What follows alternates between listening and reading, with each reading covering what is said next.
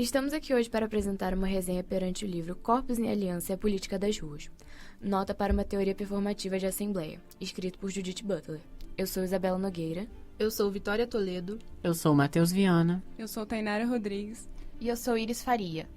Antes de uma análise propriamente dita sobre o livro em si, é interessante sabermos quem é a sua autora. Judith Butler é uma filósofa estadunidense formada na Universidade de Yale. Recebeu diversas premiações com destaque para o Prêmio Adorno, recebido em Frankfurt, em 2012. Sua principal temática de abordagem são questões de gênero e teoria queer. Tópicos que serão mencionados na obra seguinte como forma de embasamento, junto a um capítulo mais propriamente dedicado a essa questão. É importante ressaltar, na sua nota de tradução, que na edição de brasileira se trabalha com condição precária para referir a uma condição universal de todo ser vivente e precariedade para tratar daquilo que se dá de forma induzida por violência a grupos vulneráveis ou ausência de políticas protetivas. Na introdução de seu livro, ela começa a apresentar os debates que serão trabalhados ao decorrer de toda a sua obra, ao falar de assembleias e manifestações e também ao falar de teorias democráticas. Ela levanta muito sobre a ideia da definição não apenas da democracia, mas de outros termos como o povo e a democracia enquanto termo podem alterar sentido ao mudar quem o proclama como discurso, ligando a uma linha estratégica, assim como a performatividade pode gerar a manifestação. A autora, quando introduz a questão da performatividade, ela salienta que não se trata necessariamente de uma expressão oral, falando da união de corpos em um espaço público em forma de manifestação, mostrando que o ato performático já passa a mensagem desejada, tornando então as ações complementares.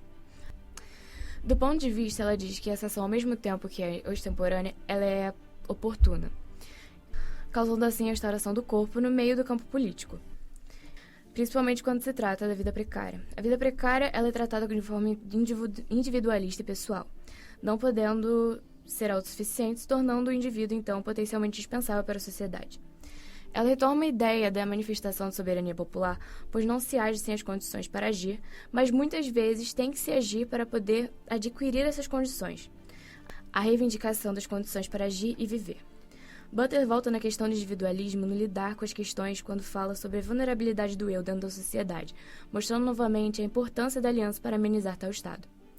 A autora traz na conclusão a introdução do conceito da mídia como ferramenta auxiliar da autoconstituição de um povo, reduzindo e enquadrando a circulação popular como uma estratégia para a autolegitimação do Estado. Política de gênero e o direito de aparecer. No primeiro capítulo, Judith Butler inicia sua ideia em torno das contestações públicas, no qual a população se reunia por estarem em negação, onde se viam em situação precária induzida na forma social e econômica. Essas contestações tinham o objetivo de que a população pudesse ser vista e ouvida como uma presença política e uma força plural. Logo em seguida, Butler aponta que a moralidade neoliberal é um sistema no qual cada um se torna responsável por si mesmo, e traz que ser responsável depende exclusivamente da autossuficiência econômica. Dessa forma, Judith afirma que responsabilidade é, nesse sentido, representar a participação popular de maneira estrutural e segregada. Seguindo a mesma linha de abordagem, a autora diz que enxergar um abismo entre as minorias é ver e entender o completo descaso e abandono por parte daqueles que deveriam estar no papel de exercer e oferecer apoio, segurança e novas oportunidades para aqueles que possam, de alguma forma, contribuir na divisão dos bens da sociedade, a fim de que seja possível viver uma era na qual não exista o termo descartável para designar parte da população. Dando continuidade à sua obra, Judith passa a abordar gênero e como isso pode estar ligado com a precarização da população de modo mais geral, trazendo conceitos de performatividade e precariedade. Butler mostra sua visão acerca da performatividade e como essa pode ser entendida como uma manifestação de massa. Aborda também a questão de como o indivíduo é moldado pela sociedade desde seus primeiros instantes de vida, sofrendo muitas imposições e integração de normas, mesmo que de forma lenta. Foi levantada, na mesma perspectiva, o conceito de precariedade como uma forma de caracterizar a condição de vulnerabilidade, que boa parte da população se encontra e muitas vezes é negligenciada pelo Estado.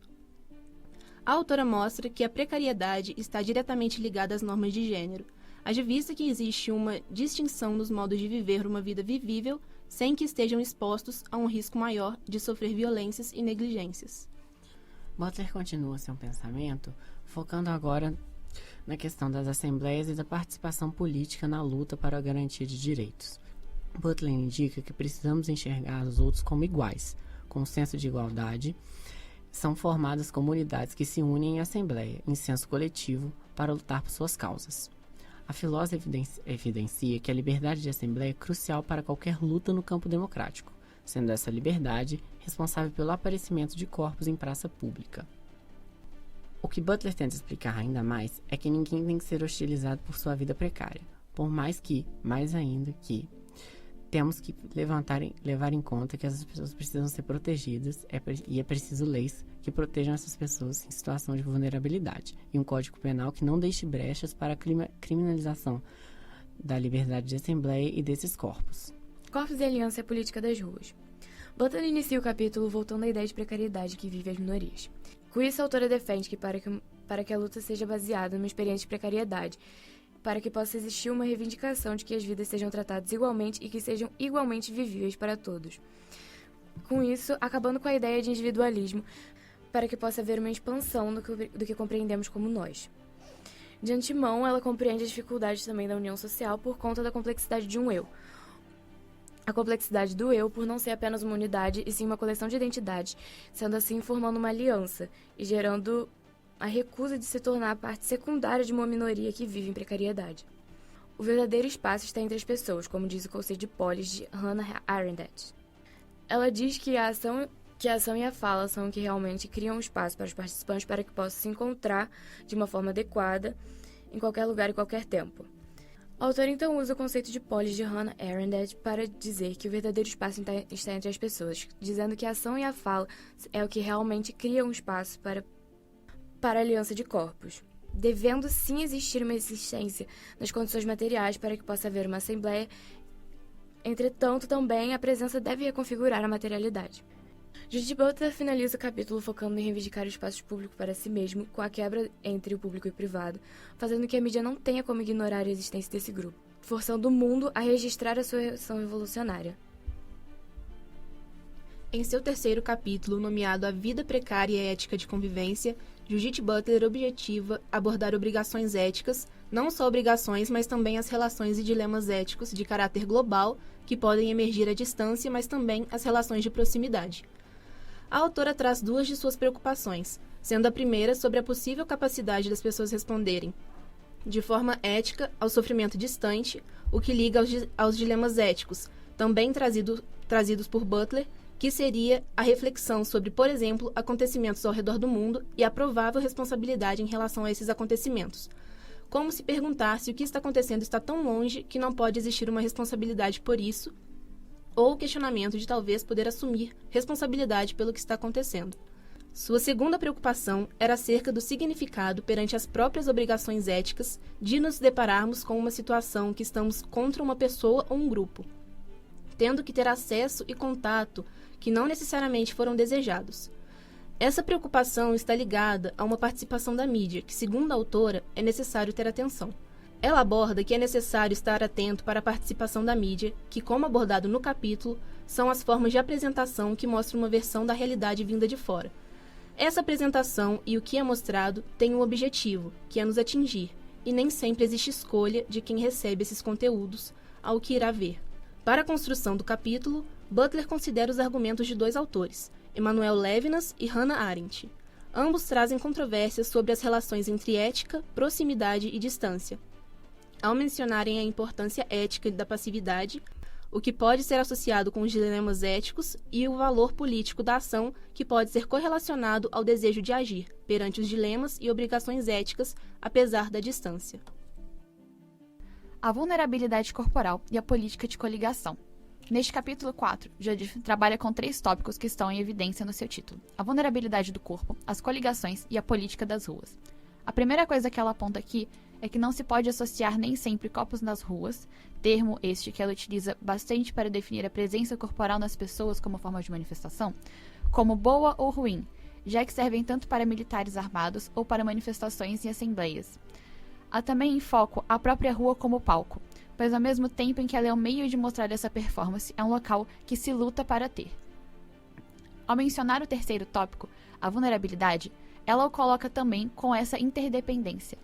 Ela é o reflexo porque se luta ao mesmo tempo que também há formas de demonstrar isso.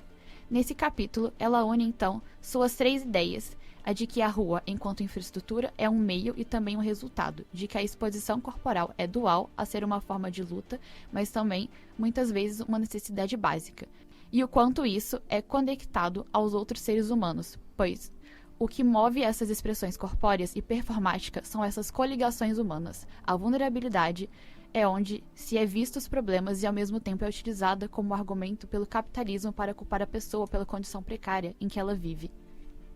No 5º capítulo de seu livro, Judith Butler comenta sobre os tipos de assembleia que surgem quando o espaço público está correndo risco de ser silenciado ou submetido ao controle securitário. E também comenta a definição de quem e o que é povo, analisando a frase na Constituição estadunidense "We the people", nós, o povo. Butler coloca em xeque a necessidade de avaliarmos e pensarmos as ideias de espaço público e para considerarmos as formas de aliança e solidariedade que dependem do aparecimento dos corpos em praça pública. Começando a definição de povo, podemos concluir que o povo nunca é uma unidade. O povo é o englomerado de várias ideias e várias pessoas diferentes, mesmo que reivindiquem a mesma coisa. Então é impossível colocar povo em uma só ideia. Judith Butler ainda comenta também sobre a questão de assembleia. Mesmo que as assembleias se autodenominem o povo, elas nunca são o povo, porque elas nunca representam todo da região. Judith Butler comenta que as assembleias são aglomerados de pessoas reivindicando algo, uma luta ou um direito. Mas também afirma que elas também precisam usar sempre da não violência e que a mídia tem que propagar essa não violência, pois muitas pessoas acreditam que apenas a exposição de corpos em rua significa atos de violência. Lógico que ela não é utópica em pensar que todas as assembleias são pacíficas, mas ela recomenda que as assembleias usem da não violência, isto é, boicotes, greves e coisas desse modo. Butler comenta também a relação do Estado e o direito de assembleia, um direito paradoxal, já que quando o Estado se sente ameaçado, ele pode simplesmente retirar o direito de assembleia e mandar todas as pessoas para casa, para que elas não se reúnam, fazendo assim o controle social. É possível viver uma vida boa em uma vida ruim? Finalizando o capítulo, Judith traz a reflexão como é possível viver uma vida boa em uma vida ruim. E nisso, ela traz a proposta pensada por Theodor Adorno, no qual achar um modo de seguir uma vida boa para si mesmo se torna quase impossível em um mundo marcado por tamanha desigualdade social. É visto também que o enfrentamento político e a prática coletiva confronta diretamente com a precarização, e isso é usado de maneira manipuladora, aumentando os benefícios de poucos à custa de muitos, fazendo com que a população perca o direito de aparecer nas questões que deveriam ser usufruídas perante os meios legais de todos os indivíduos. Concluímos aqui a nossa análise da obra. Obrigada por ouvir.